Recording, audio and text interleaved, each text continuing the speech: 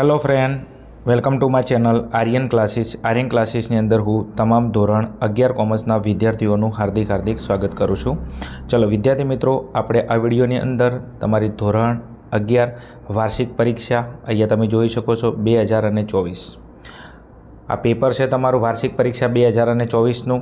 અને હાલ આપણી વાર્ષિક પરીક્ષા અમુક જિલ્લાની અંદર ચાલુ થઈ ગઈ છે, અમુક જિલ્લાની અંદર વાર્ષિક પરીક્ષા ચાલુ થવાની બાકી છે। પાટણ જિલ્લાની અંદર હાલ વાર્ષિક પરીક્ષા 4 તારીખથી સ્ટાર્ટઅપ થઈ રહી છે, બનાસકાંઠાની અંદર લગભગ 7 તારીખથી સ્ટાર્ટઅપ થઈ રહી છે। તમે જે પણ જિલ્લાની અંદરથી વિડીયો જોતા હો હજી તમારી પરીક્ષાની અંદર કદાચ સ્ટાર્ટઅપ થવાની બાકી છે। ओके, तो तमारी वार्षिक परीक्षा 2025 माटे आपणे आ विडियोनी अंदर तमारू बीए वाणिज्य व्यवस्था अने संचालनનું पेपर सोल्यूशन करवाना छीए। अहींया तमे जोई शको छो विषयनी अंदर वाणिज्य व्यवस्था अने संचालन धोरण 11 पेपर क्यानुं छे? बनासकांठा शाळा विकास संकुल बनासकांठा जिल्लानुं छे। पेपर क्यारनुं छे तमे जोई शको छो 13/4/2024 अने शनिवार एटले गई साल एक्जेक्ट आ टाइमे जे वार्षिक परीक्षा लेवानी थी एनुं पेपर सोल्यूशन छे। कुल गुण 80। ओके विद्यार्थी मित्रों, पेपर एटला माटे मोस्ट आईएमपी है, पेपर एटला माटे तमारे आ सोल्यूशन करवानी जरूर है कारण के मैं प्रथम परीक्षा ने बीजी परीक्षानी अंदर पाटण ने बनासकांठा जिल्लाना जेटला पण पेपर सोल्यूशनना विडियो अपलोड कर्या था। आ विद्यार्थीओनी कॉमेंट थी साहेब पेपरनी अंदरथी 60%, 70%, घणी वखत 80% पेपरनी अंदर बैठे बैठा प्रश्नों जोवा मळ्या था।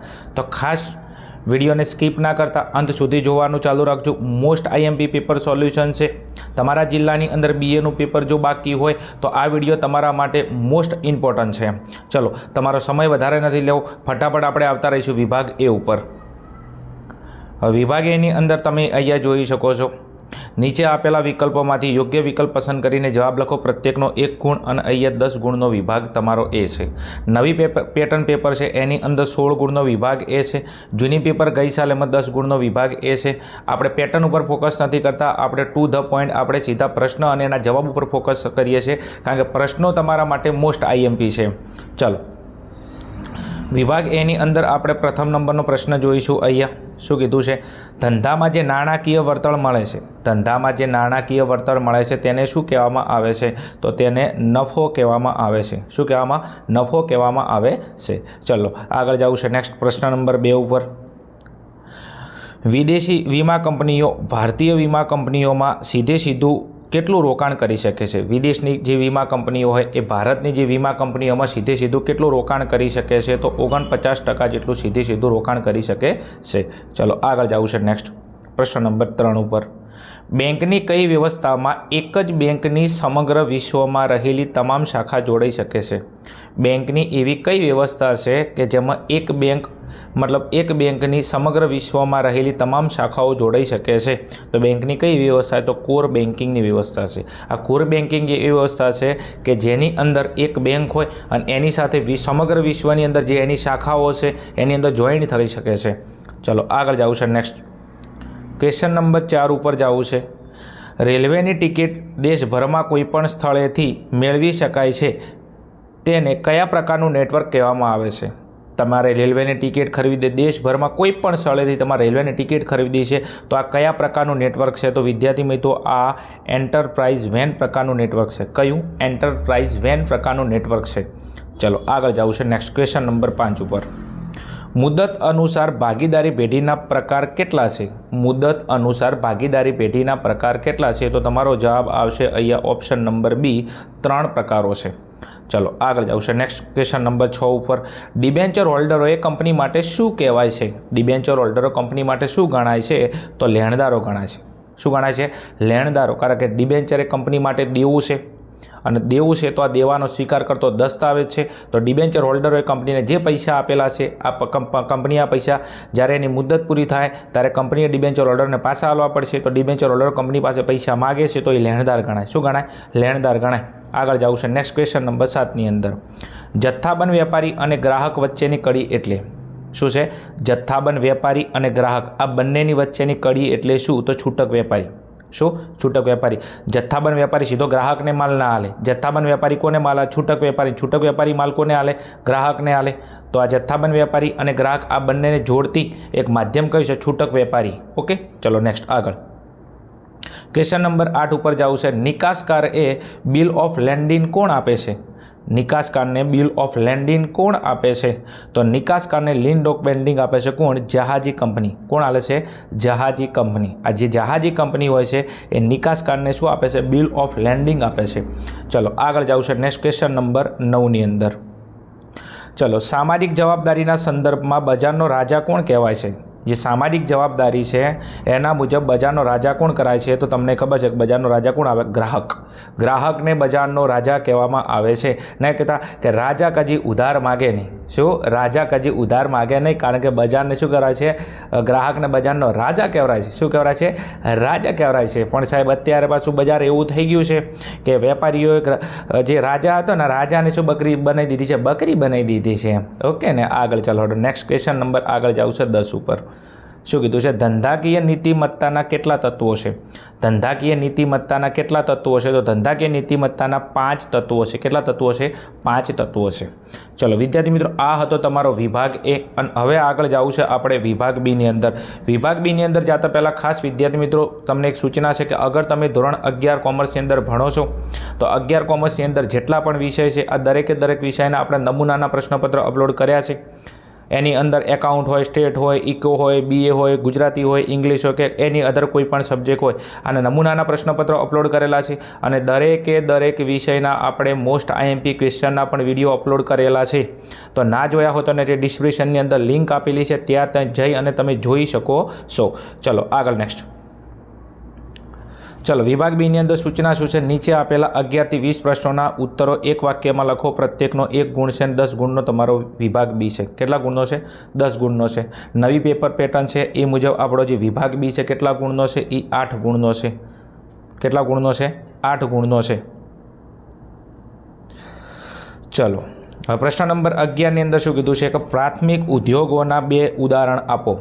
પ્રાથમિક ઉદ્યોગના 2 ઉદાહરણ તો અહીંયા લખેલા જો ખેતી અને પશુપાલન. પ્રાથમિક ઉદ્યોગો એના 2 ઉદાહરણ આપો. તો એક છે ખેતી અને પશુપાલન. એની અંદર તમે મરઘા બતક ઉછેર લેશો તોય ચાલશે, મત્સ્ય ઉદ્યોગ લેશો તો બી ચાલશે. આ શું છે? પ્રાથમિક ઉદ્યોગના ઉદાહરણ. ચલો એના પછી નેક્સ્ટ તમને ક્વેશ્ચન નંબર આગળ 12 ઉપર જવું છે. 12માં શું કીધું છે? મલ્ટિપલ યુનિટ ટ્રેન એટલે શું? મલ્ટિપલ યુનિટ ટ્રેન એટલે શું? 10 સ્ટાર વાળો પ્રશ્ન છે. મોસ્ટ IMP તૈયાર કરી લેજો. ઘણી વખત મેં પેપર સોલ્યુશન પ્રથમ બીજી પરીક્ષામાં નાખ્યો હતો તો એની અંદર બી આ પ્રશ્ન હતો એમ. ચલો પ્રશ્નનો જવાબ શું કહે છે? ટ્રેનના બધા અથવા કેટલાક ડબ્બા ચાલક બળ ધરાવતા હોય. ટ્રેનના બધા અથવા કેટલાક ડબ્બા ચાલક બળ ધરાવતા હોય તો તેને મલ્ટિપલ યુનિટ ટ્રેન કહેવામાં આવે છે. ચલો આગળ જવું છે નેક્સ્ટ ક્વેશ્ચન નંબર 13 ની અંદર. કોલ મની એટલે શું? શું કોલ મની એટલે શું? તો અહીંયા લખેલું જે રકમ માગવામાં આવે અને તરત જ મળે. જે રકમ માગવામાં આવે અને તરત જ મળે તેને શું કહેવામાં આવે છે? કોલ મની કહેવામાં આવે છે. જે રકમ માગવામાં આવે ને તરત પાછી મળી જાય એને શું કહેવામાં આવે છે? કોલ મની કહેવામાં આવે છે. અને કોલ મની ઉપર જે રેટ લેવામાં આવે છે એને કોલ મની રેટ કહેવામાં આવે છે. ચલો આગળ જવું છે નેક્સ્ટ ક્વેશ્ચન નંબર 14 ની અંદર. ક્વેશ્ચન નંબર 14માં કીધું કે હેકિંગ એટલે શું? મોસ્ટ IMP 10 સ્ટાર વાળો પ્રશ્ન છે. હેકિંગનો તૈયાર કરી નાખજો. હેકિંગ એટલે શું? તો અહીંયા વ્યાખ્યા કીધી છે તમને. માહિતીના સંદર્ભમાં ખૂબ અગત્યની માહિતીના સંદર્ભની અંદર જે ખૂબ અગત્યની માહિતી છે એ સ્વાર્થી હેતુઓ કે માત્ર આનંદના હેતુથી ચોરી કરવી કે એને બદલી કાઢવી એને હેકિંગ કહેવામાં આવે છે. કોઈની અગત્યની માહિતી હોય, આ અગત્યની માહિતી હોય તો ઘણી વખતે કોઈ વ્યક્તિ શું કરે? પોતાના સ્વાર્થના હેતુ માટે એને ચોરી કાઢે કે ઘણી વખતે કોઈને પોતાના આનંદના હેતુ માટે આને ચોરી કાઢે કે એ માહિતીને બદલી નાખે તો એને શું કહેવામાં છે? હેકિંગ કહેવામાં આવે છે. વર્તમાનની અંદર આ બધો પ્રોબ્લેમ બહુ બધો ફેસ કરવો પડે છે. તો તમે સોશિયલ મીડિયાની અંદર જ્યારે પણ તમારા ફેમિલીના કે તમારા પર્સનલ ફોટા અથવા વિડીયો અપલોડ કરતા હોય તો એને ખાસ ધ્યાન રાખવું, કારણ કે આ એક હેકિંગનો જમાન છે. અત્યારે ટ્રેન્ડિંગ છે પેલું ગૂગલી નામની કંઈક એપ્લિકેશન છે ને AIની, એની અંદર હાચવજો પાછા કે ફસાઈ જાઓ એમ. ચલો એના પછી નેક્સ્ટ જવું છે પ્રશ્ન નંબર 15 ઉપર. શું કીધું છે? WWE નું પૂરું નામ આપો. WWE નું પૂરું નામ. તો અહીંયા એનું નામ તમને આપેલું છે, અહીંયા જોઈ શકો છો WWE નું. તો W એટલે વર્લ્ડ વાઇડ વેબ. એનું પૂરું નામ શું છે? WWE નું વર્લ્ડ વાઇડ વેબ. એનું પૂરું નામ છે વર્લ્ડ વાઇડ વેબ. ચલો આગળ જવું છે. આગળ જતાં પહેલાં ફરી વિદ્યાર્થી મિત્રો તમને એક સૂચના છે કે ચેનલને હજી સુધી સબસ્ક્રાઇબ ના કરી હોય તો ખાસ સબસ્ક્રાઇબ કરી દેજો, કારણ કે તમારી વાર્ષિક પરીક્ષા માટે ધોરણ 11 કોમર્સના આપણે દરેક વિષયના આ રીતના પાટણ ને બનાસકાંઠા જિલ્લાના પેપર અપલોડ કરીએ છીએ, તો જેના કારણે તમને સબસ્ક્રાઇબ કરેલી હશે તો નોટિફિકેશન મળશે, જેના આધારે તમે પેપર સોલ્યુશન કરી અને પેપરની અંદર જશો તો તમને મેક્સિમમ બેનિફિટ થશે। આખા વર્ષ દરમિયાન તમે શું કર્યું છે મને ખબર નથી, પણ એન્ડિંગ ટાઈમની અંદર એક વિષયના 5 કદાચ તમે પેપર સોલ્યુશન કરીને જશો તો 100% તમારું કામ થઈ જશે। એટલા માટે ચેનલને સબસ્ક્રાઇબ કરીને રાખજો, તો મારા દ્વારા જે પણ વિડીયો બનાવવામાં આવે છે, જે પણ પેપર સોલ્યુશન કરવામાં આવે છે એની નોટિફિકેશન તમારા સુધી અવશ્ય મળતી રહે। ચલો આગળ જાવું છે નેક્સ્ટ ક્વેશ્ચન નંબર 16 ઉપર। અમર્યાદિત જવાબદારી એટલે શું? શું અમર્યાદિત જવાબદારી એટલે શું? તો અમર્યાદિત જવાબદારી એટલે શું? અમર્યાદિત જવાબદારી એટલે જ્યારે જે ધંધો હશે, શું હશે? જે ધંધો હશે અથવા ધંધાનો જે માલિક હોય છે, જ્યારે મિલકતો કરતાં દેવું વધી જાય છે, જ્યારે મિલકતો કરતાં દેવું વધી જાય છે ત્યારે અંગત મિલકતો વેચીને પણ દેવું ભરપાઈ કરવું પડે છે, અને અમર્યાદિત જવાબદારી કહેવામાં આવે છે। મિલકતો કરતાં કદાચ ધંધામાં દેવું વધી જાય તો તમારી અંગત મિલકતો વેચીને પણ દેવું ભરપાઈ કરવું પડે, અને કહેવાય અમર્યાદિત જવાબદારી। ચલો આગળ જવું છે નેક્સ્ટ ક્વેશ્ચન નંબર 17ની અંદર કંપની પોતાની ઓળખ શાના દ્વારા દર્શાવે છે? તો કંપની પોતાની ઓળખ સામાન્ય મહોર દ્વારા દર્શાવે છે। કોના દ્વારા? સામાન્ય મહોર દ્વારા દર્શાવે છે। ચલો આગળ જવું છે નેક્સ્ટ ક્વેશ્ચન નંબર 18ની અંદર જાહેર ક્ષેત્રના 3 સ્વરૂપો જણાવો। જાહેર ક્ષેત્રના 3 સ્વરૂપો, તો અહીંયા નંબર 1ની અંદર છે ખાતાકીય સંચાલન, નંબર 2માં છે જાહેર નિગમ, નંબર 3માં છે સરકારી કંપની। જાહેર ક્ષેત્રના 3 સ્વરૂપો ખાતાકીય સંચાલન, જાહેર નિગમ, સરકારી કંપની। ઓકે, ચલો આગળ નેક્સ્ટ ક્વેશ્ચન નંબર 19ની અંદર અહીંયા કીધું છે ઇન્ડેન્ટ। શું કીધું છે? ઇન્ડેન્ટ। ઇન્ડેન્ટ એટલે શું? તો ઇન્ડેન્ટની વ્યાખ્યા છે અહીંયા લખેલી છે, આયાતકાર વર્દીપત્રમાં જે વિગતો દર્શાવે છે, આયાતકાર વર્દીપત્રમાં જે વિગતો દર્શાવે છે તેને ઇન્ડેન્ટ કહેવામાં આવે છે। ચલો આગળ એના પછી નેક્સ્ટ ક્વેશ્ચન પ્રશ્ન નંબર 20, અને આ તમારો જે વિભાગ બી છે એનો લાસ્ટ ક્વેશ્ચન છે, ઉત્પત્તિનું પ્રમાણપત્ર એટલે શું? શું કીધું છે? ઉત્પત્તિનું પ્રમાણપત્ર એટલે શું? તો અહીંયા જવાબ લખેલો છે, આયાત થતો માલ મૂળ કયા દેશમાં બનાવેલ છે? આયાત થતો માલ મૂળ કયા દેશમાં બનાવેલો છે તેની જાણ કરતા પત્રને શું કહેવામાં આવે છે? ઉત્પત્તિનું પ્રમાણપત્ર કહેવામાં આવે છે। તમે જે વસ્તુની આયાત કરી છે, દાખલા તરીકે ભારત છે, ભારત અમેરિકાથી કોઈ માલ મગાવે, સાહેબ પાકિસ્તાનની મગાવો ચાલે કે ના ચાલે? ચાલે બેટા, નહીં મગાવો એમ, નક આપણે પચ્ચો જાહે એમ, સમજો એમ। ભારત દાખલા કે અમેરિકાથી માલ મંગાવે છે, આ જે માલ છે એ માલ મૂળ કયા દેશમાં બનાવેલો છે એની જાણ કરતો એક પત્ર, એટલે એને કહેવાય ઉત્પત્તિનું પ્રમાણપત્ર। ક્લિયર? ચલો એના પછી નેક્સ્ટ જવું છે વિભાગ સી ઉપર। તો વિભાગ સીની અંદર અહીંયા તમે જોઈ શકો છો નીચે આપેલા પ્રશ્નોના 21 થી 28 પ્રશ્નોના ટૂંકમાં તમારે જવાબ લખવાના છે। 16 ગુણનો તમારો વિભાગ છે। પ્રશ્ન તમે ફટાફટ અહીંયા જોઈ શકો છો, પ્રશ્ન નંબર 21, 22, 23, 24, 25, 26, 27 અને 28 દરેક પ્રશ્નો મોસ્ટ આઈએમપી છે। તમને એવું લાગુ સાહેબ ક્યાંથી હું તૈયારી કરું એમ, તો તમે અહીંથી તૈયારી કરવાનું સ્ટાર્ટઅપ કરી શકો છો। દરેક પ્રશ્ન મોસ્ટ આઈએમપી છે। ચલો એના પછી નેક્સ્ટ અહીંયા બીજો પ્રશ્ન છે 28નો, તમે જોઈ શકો છો। ચલો એ હતો તમારો વિભાગ સી। એના પછી નેક્સ્ટ છે તમારો વિભાગ ડી। વિભાગ ડીની અંદર તમે અહીંયા જોઈ શકો છો નીચે આપેલા 29 થી 36ના પ્રશ્નોના ઉત્તર મુદ્દાસર તમારે લખવાના છે। દરેક પ્રશ્નનો તમને 3 ગુણ મળવાપાત્ર છે, અને અહીંયા 24 ગુણનો તમારો વિભાગ ડી છે। એમાં પ્રશ્ન નંબર 29, 30, 31, 32, 33, 34, 35, 36 આ વિભાગ ડીના મોસ્ટ આઈએમપી પ્રશ્નો છે। ફટાફટ સ્ક્રીનશોટ તમે લઈ શકો છો। ચલો એના પછી તમારો પેપરનો લાસ્ટ એન્ડ ફાઇનલ વિભાગ એ।